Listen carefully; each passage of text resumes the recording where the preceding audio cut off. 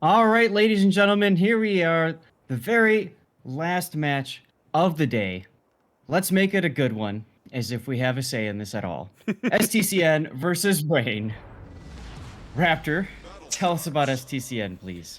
All right, in the green here on the north side of Warriors Path. STCN bringing Ohio. That's Vladilena, excuse me. Yeah, looks pretty solid there. Okay, nothing showing. Double Ohio, I should say. Ohio. Yes, sir. Are these identical builds? No, they're actually a little different. Nope. Little different there. Okay, interesting. All right, headed over towards the A side of the map. We're looking at Hanoka's Marseille, packing a little bit of reload and outnumbered. Zabayev's Brisbane. Not really a torpedo build, more of a gun build there. Jailer's Gearing.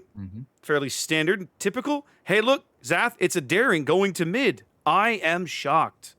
That's Blanquillo this time. Yep. Blanquillo, who's been running Ragnar the last two matches, now swapping over to Daring. Dazzle on that particular Daring. We've been seeing a lot of Dazzle, Zath. I think we're going to have to start having a conversation about whether or not a lot of us have underrated that skill. We'll have to talk about that later. Ran's Shimakaze headed over here towards the sea flank. What's the torpedo range on that Shimakaze, Zath? 12 kilometers, sir. Thank you much. Luboy's Moskva. And then another Marseille, ZK's Marseille. Now, this is interesting, Zath. Historically, when we've seen Marseilles, we almost always see them paired up on one flank or another for a push. STC in here, splitting them up intentionally, one to each side of the map. I kind of have a feeling that they're trying to put him in a position to kite both sides if necessary. We saw that kiting working actually on this particular map, opposite side earlier with WND. True. All right. Well, facing them is Rain, of course, looking to fight their way into tomorrow. Actually, both teams really are. Yep. We've got the Bisons Daring in the middle, opposing the other one. We've got a Harguma Wooster combo. Now, this is an interesting one to see. We've got this Wooster Arturius this time using a reload module instead of Unique. We've talked about before that Unique gives him an extra consumable, extra quicker downtime in those consumables. So interesting to see. Now, Dastard has decided to go back to that Montana, and Lulu is working his way towards the A-cap with Gearing in front of them. Those two work so well together. We've seen all tournament, really. Moskva in the middle is Madura's Moskva in the typical position. Melamu's Montana going towards the seaside. A little bit of quick scope action with that turret traverse module. And Ragnar's Gangbang's Ragnar in the front. A reminder, both teams said absolutely no Des Moines this game. Nuke it from orbit. No Des Moines on the board. Torpedoes coming by Dubison. He's got his Hydro on, so still. I gotta say, Zath, this Wooster position is incredibly aggressive, and I love everything about it. Well, take a look at what he's doing with it, right? Yeah. It's designed to farm out the traditional Moskva location. Right. It's interesting to me, and they're right? Gonna do it. We almost always see, like, whenever you run into an EU team, generally, you tend to run into a team that plays fairly patiently, fairly methodical, very board controlly. This kind of an early aggressive position is not something we typically see, and yet here we are. And they're going to make it work, too, because Artori's now getting shells in on Blanquillo. Blanquillo's just getting absolutely murdered under the guns of Wooster, Harugumo, Moskva, and Dubison. There he goes. And Montana. It's Malamu that bags that kill. And just like that, STCN's down a ship. Yeah, fantastic early play there. Wow. Saying we know the traditional. We're not going to let the traditional happen. I have a feeling Rain's been working on this strat for a long time, and they only brought it out here because they know if they don't make it work, if they don't catch STCN off guard with something special, they run a better risk of losing. They got to win. Win or go home, basically, at this point. Look at the other side at A. Yep. Jailer quite low already in his gearing, also trapped on radar. Also, tons of fire coming in from the Wooster. Literally, Arturius just turns his guns. Yeah. And says, okay. Wow. This Dastard gets slapped by the Ohio. This Wooster position. Beautiful. Chef's kiss. If you love, as you would like to say, Raptor, I think we're seeing a master class in Wooster. I got it. You're not wrong. And I got to say, right, like, I love a good light cruiser. Worcester is a ship that sometimes I do really well with and sometimes I really struggle with. So I am always fascinated to see it at this level of play because you're almost always able to learn something by watching people better than you, right, play it. And these guys are much better players than I am. And so it's you know, seeing it in competitive and seeing it used aggressively is just a thing of beauty. Look on the 10-line Raptor. Shimakaze ran, beaches himself trying to get out of cover. Those two little islands there that just barely jut into the play area. And so Gangbang just French radaring. He doesn't care if he can't spot him. Just keep shooting. Eventually he'll hit. Looks like did Rand take a torpedo, or was that all gun damage from the Ragnar? Not 100% sure. We were so busy looking at the other side because this game has been so fast. Well, in your face. STCN's destroyers are just getting absolutely schooled, right? They're down the one at B as they lose control of B. They're daring at A. Their gearing at A is alive on about, what, 40% of his total health pool. Their Shimakaze at C is barely alive on like 20% of his health pool. And we're just now 6 minutes into the game. Yeah, I mean, I'll tell you, it's feeling like a ranked battle sometimes. Sometimes it goes that way. What's the phrase? Sometimes it be like that. Lulu Snail does take some decent hits from the Ohio, but he's Lulu. He's got his heal. He's healing up. Marseille gets in on this. Big hit from the Marseille. Solid hit from the Marseille. Well, 7 minutes gone. It's about a 140-ish point lead for Rain on the strength of that early kill. Both teams obviously ticking up 1 cap at the moment. Rand's Shimakaze going to step onto C. I don't think they have a way to counter this. They do not. The Ragnar radar, that's Gangbang, pushed far, far too off the cap to do anything about it. So that's going to let STCN start to close the gap once they secure that cap. One less kiss barely misses conga line torpedoes from Dubison's daring. Very well placed. Dubison's been sitting there kind of hoping to make that work, right? Mm-hmm.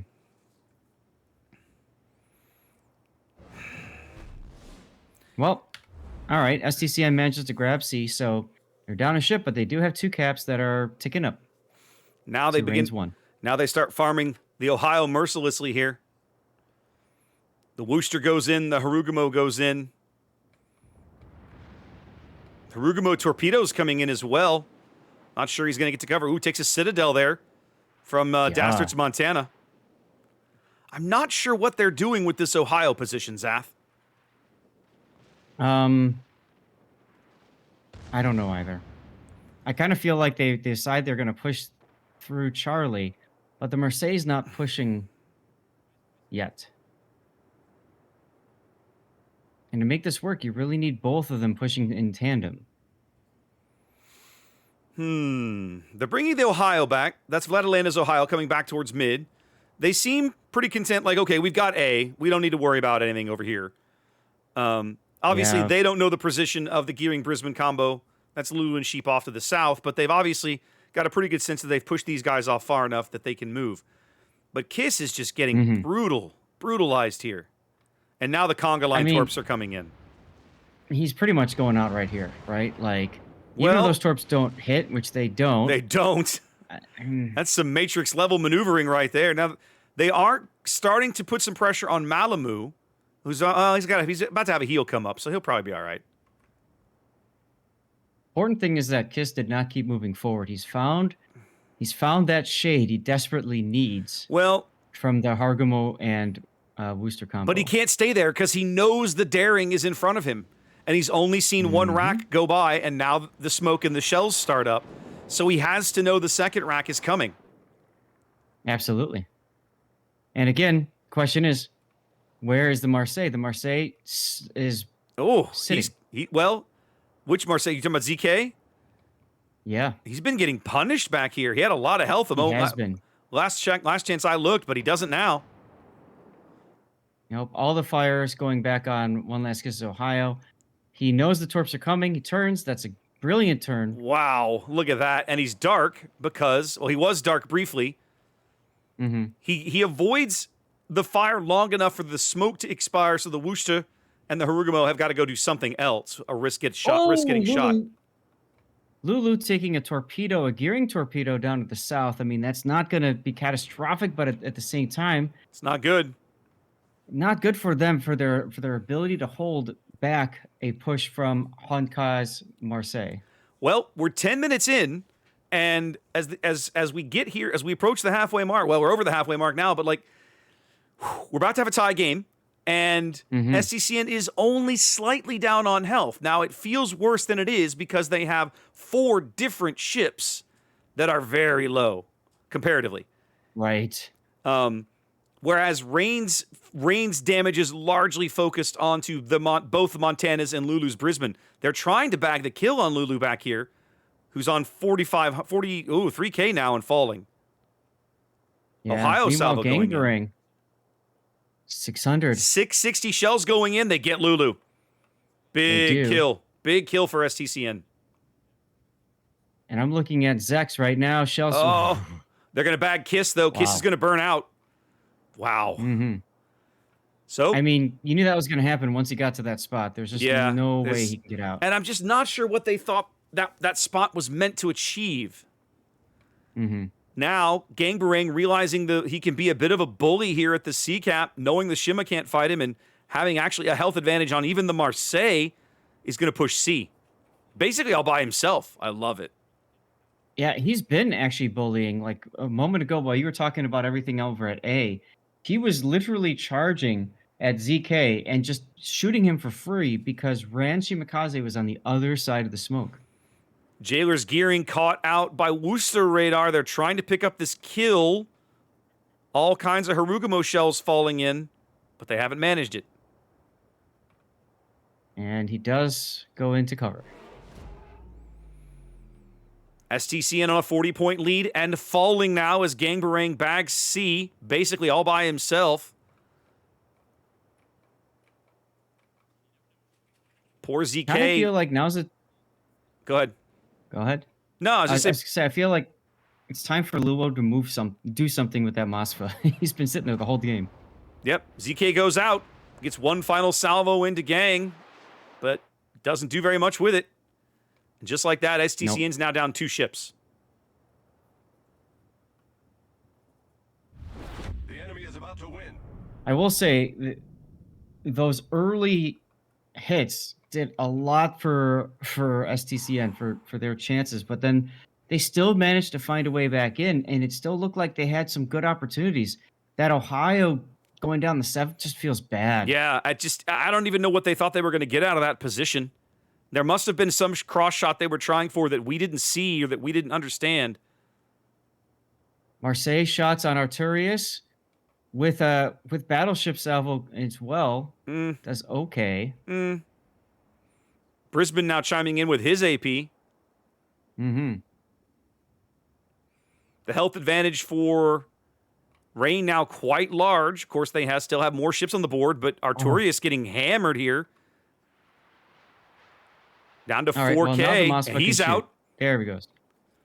Big kill. So now the question is, can they get Dastard? They need to. They've got. If they're going to stay in this game, they've got to bag this kill. Absolutely. 6.5 minutes to play. It's only about a 40-point lead for Rain, and STCN kind of fighting from the back foot here, but not out of it yet.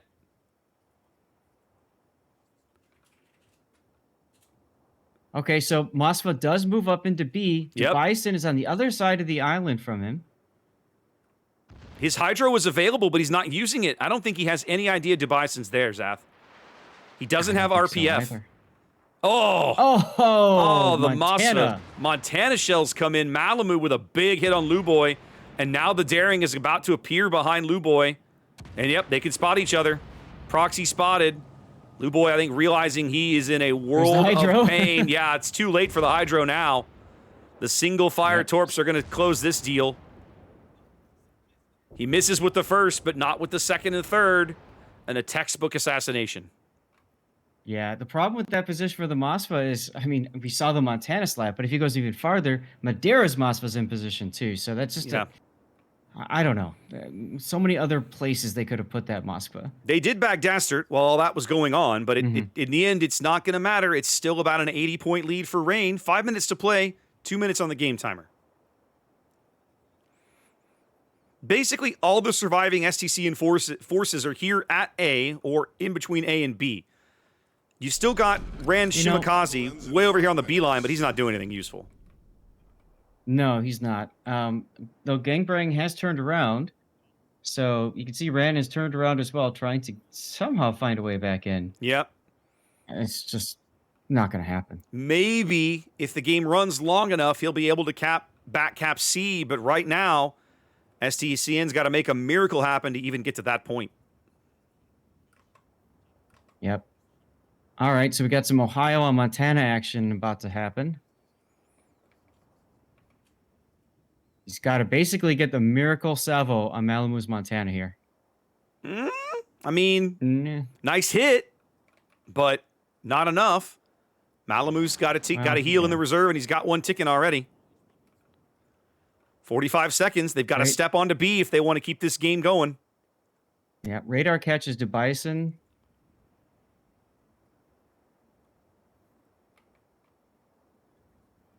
I love it. Malamu is shooting HE. Yes, he is. A Flame 10 in this game. He's playing Flame 10 at the moment because he's trying to back up the Harugumo. 30 seconds now.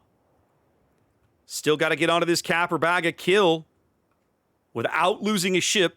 Without losing a ship. That's kind of a key thing right now with Vladilena under this much concentrated fire.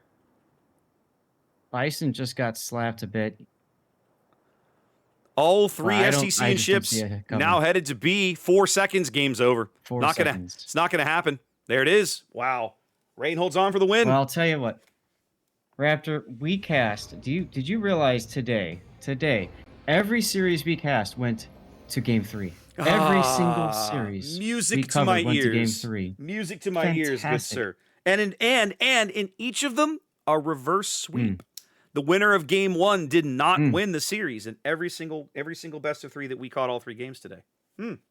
Yeah, good point. Good point. Well, an excellent series from Reign and STCN. STCN's going to finish in 4th place here in the international bracket. Reign's going to move on. We'll see them tomorrow first thing.